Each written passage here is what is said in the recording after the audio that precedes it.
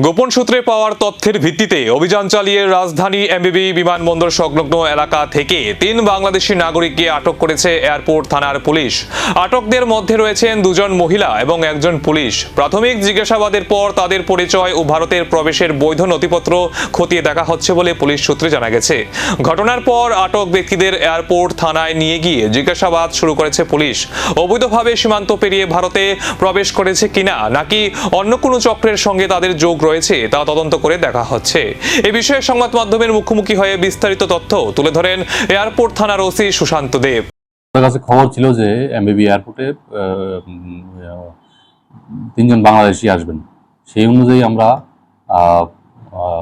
এমবিবি এয়ারপোর্টের স্টাফ সহ ওদের সহায়তায় আমরা 3 জন বাংলাদেশিকে আটক করি এবং আটক করে যাদের মধ্যে 1 জন ছিলেন পুরুষ এবং 2 জন মহিলা, তাদেরকে আমরা থানাতে নিয়ে আসি এবং তাদের এখন জিজ্ঞাসাবাদ করছি। তাদের বিরুদ্ধে আইনানুগ আমরা ব্যবস্থা নিচ্ছি। কোথায় বাংলাদেশ কোথায় থেকে এসেছে এবং কোন দিকে এসেছে এবং কোথায় যাওয়ার পরিকল্পনা? ওদের বাড়ি বাংলাদেশে চট্টগ্রাম, ফরিদপুর 2 ডিস্ট্রিক্টে আছে।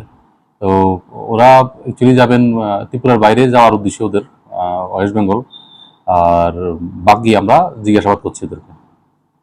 এই 3 জনের ভারতের প্রবেশের প্রকৃত উদ্দেশ্য কি, তাদের সঙ্গে আরো কেউ জড়িত রয়েছে কিনা, তদন্ত যত এগোবে সামনে আসতে পারে আরো গুরুত্বপূর্ণ তথ্য।